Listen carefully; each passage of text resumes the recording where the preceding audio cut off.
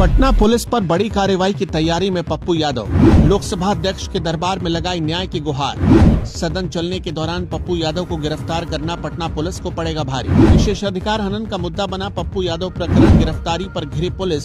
संसदीय दखल से बढ़ेगी पटना पुलिस की मुश्किलें। बिहार की राजनीति में उस समय नया मोड़ आ गया जब सांसद पप्पू यादव ने नई दिल्ली में लोकसभा अध्यक्ष ओम बिरला से मुलाकात कर 6 फरवरी की घटना से जुड़ी विस्तृत फाइल और साक्ष्य सौंपे।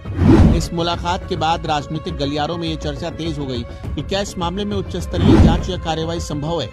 पप्पू यादव का आरोप है कि उनके पटना स्थित आवास पर रात करीब 9:30 बजे बिना वारंट पुलिस पहुंची और आधी रात को भारी पुलिस बल के साथ उन्हें गिरफ्तार कर लिया गया। उनका कहना है कि जिस मामले में गिरफ्तारी की गई उसकी पूर्व सूचना तक उन्हें नहीं दी गई थी।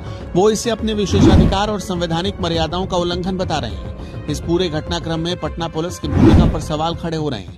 सांसद का दावा है कि वो अस्वस्थ थे और उन्होंने हाउस अरेस्ट का अनुरोध भी किया था, लेकिन इसे स्वीकार नहीं किया गया। इसके बाद उन्हें इलाज के लिए IGIMS ले जाया गया, जहां कथित तौर पर उन्हें घंटों स्ट्रेचर पर इंतजार करना पड़ा। अगले दिन अदालत के आदेश के बावजूद PMCH में समुचित इलाज नहीं मिलने और उसके बाद जल्दबाजी में बेऊर जेल भेजे जाने का आरोप लगाया गया। हालांकि पुलिस प्रशासन की ओर से आधिकारिक तौर पर कहा गया है कि कार्रवाई कानून के दायरे में रहकर की गई थी और गिरफ्तारी न्यायिक प्रक्रिया के तहत हुई थी। सूत्रों के अनुसार संबंधित मामले में कानूनी प्रावधानों का अनुपालन किया गया था।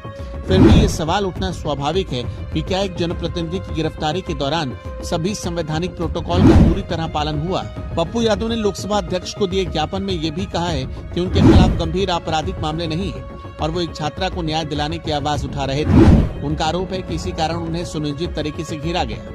यदि ऐसा है तो ये मामला केवल गिरफ्तारी का नहीं बल्कि लोकतांत्रिक अधिकारों और जनप्रतिनिधियों की स्वतंत्रता से जुड़ा हुआ प्रश्न बन गया है। राजनीतिक विश्लेषकों का मानना है कि यदि लोकसभा अध्यक्ष इस प्रकरण को विशेषाधिकार हनन के दृष्टिकोण से देखते हैं तो संसदीय समिति के माध्यम से जांच की प्रक्रिया शुरू हो सकती है। ऐसी स्थिति में संबंधित प्रशासनिक अधिकारियों से जवाब तलब संभव है। हालांकि ये पूरी तरह संस्थागत प्रक्रिया पर निर्भर करेगा। दूसरी ओर ये भी ध्यान रखना होगा कि कानून व्यवस्था बनाए रखना राज्य सरकार और पुलिस की जिम्मेदारी होती है। यदि किसी मामले में गिरफ्तारी आवश्यक समझी गई तो उसके पीछे उपलब्ध साक्ष्यों और कानूनी आधार की जांच होनी चाहिए। अंतिम निष्कर्ष न्यायिक और संसदीय प्रक्रिया के बाद ही सामने आ सकता है। फिलहाल ये मामला राजनीतिक, कानूनी और संवैधानिक बहस का केंद्र बन चुका है।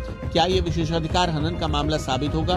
क्या किसी अधिकारी पर कार्रवाई होगी या फिर जांच में पुलिस की कार्रवाई उचित पाई जाएगी? इन सभी सवालों का जवाब आने वाले कुछ दिनों में स्पष्ट होगा।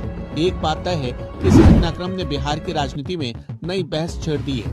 अब निगाहें लोकसभा अध्यक्ष और संबंधित संस्थागत प्रक्रियाओं पर टिकी है, जो तय करेंगी कि इस मामले में आगे क्या कदम उठाए जाएंगे।